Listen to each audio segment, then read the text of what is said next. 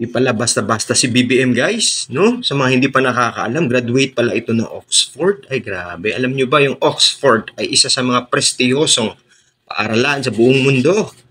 Dahil nga masyadong trending si BBM sa issue ng Bukana Bridge na yan sa Davao City, no? Yung tulay na kakatapos lang at nagiging credit grabber daw di umano si BBM. Umusbong nga itong mga dating history ni BBM kung sino siya. O, ayan, sabay-sabay natin panoorin ito at kayo nang bahala umusga. Pero bago po ang lahat guys, ayan, huwag po natin kalimutan na mag-follow. Ayan, pasuporta po naman konti para gaganahan po tayong mag-content. And aantayin ko po yung mga komento ninyo. Malaking bagay po yan dito. Whether agree ka o disagree, you have right to comment. Ayan, magdebate po tayo, mag-usap-usap po tayo. Ayan, be open-minded na lang po. You know? Parang networking. So, ano pa inaantay natin? Diretsahan na. Chura! Nakapagtapos ba o mayroong degree si Bongbong Marcos sa Oxford University? Ang maiksing sagot ay hindi. Pero kung gusto mong maintindihan, tapusin mo tong video na to. Timeline tayo. Sabi ng Oxford University, 1975 pumasok si Bongbong Marcos. Ang kanyang kurso, BA in Philosophy, Politics, and Economics. Pero nakuha lang niya noong 1978 ay Special Diploma in Social Science. So ano nangyari dito sa 4 na taon na ito? Merong sinimulan na kurso si Bongbong Marcos pero ibang kanya nakuha sa huli. At ano ibig sabihin itong Special Diploma? Siguro nasa isip nyo dahil mayroong diploma, ibig sabihin nakapagtapos. Kasi dito sa Pilipinas, di ba, kung high school graduate, mayroong diploma. Pero iba ang sistema sa UK.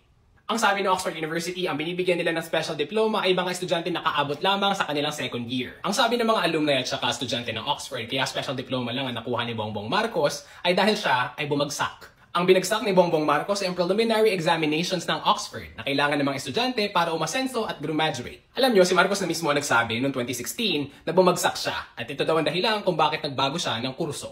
Pero kahit nakapagpalit siya ng kurso, hindi pa rin siya nakatapos. Wala pa rin siyang degree, ang nakuha niya, diploma.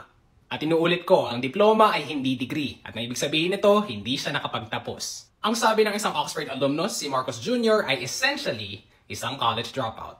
At dito tayo papasok sa kasunod na katanungan. Kung si Bongbong Marcos ay hindi nakatapos ng kanyang undergraduate degree sa Oxford, ano naman kaya meron sa kanyang pag-aaral sa Wharton? Ipapaliwanag ko to sa kasunod na video. Follow, like, and read more on Rappler. Ipinaliwanag ng Universidad ng Oxford sa United Kingdom ang kaibahan ng diplomang tinanggap ng kumakandidatong presidente na si Ferdinand Marcos Jr. mula sa isang bachelor's degree certificate. Si Bridget Valencia magpapalita. Ang Universidad ng Oxford ay walang duda na isa sa mga pinakaprestigyoso at respetadong universidad sa buong mundo. Tanging ang mga may pambihirang katalinuhan lamang ang itinuturing na may kakayahang makapasa at makapasok sa nasabing kilalang universidad.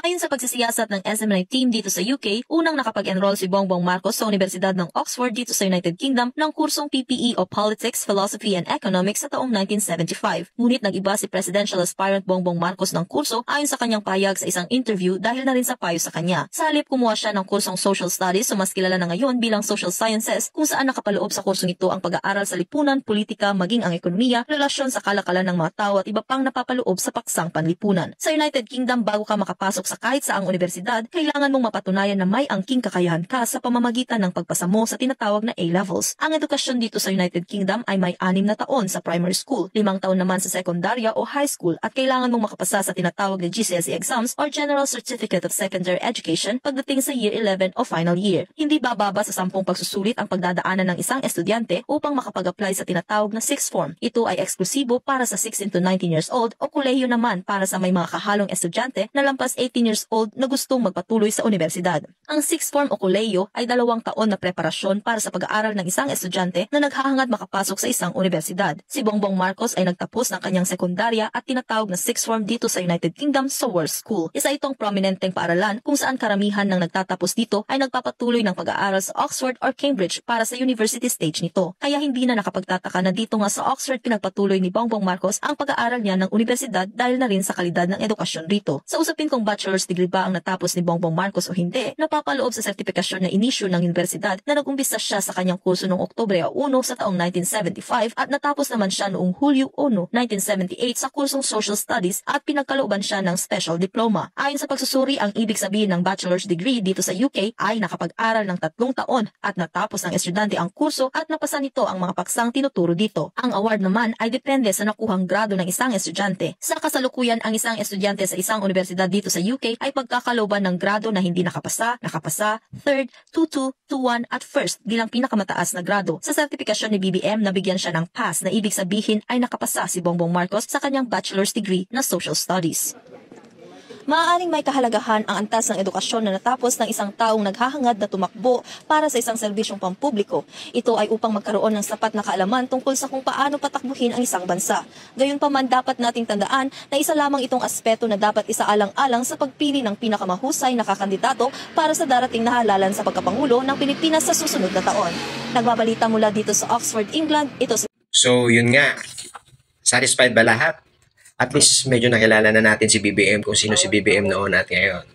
So much for that, guys. Again, please follow at see you on my next video.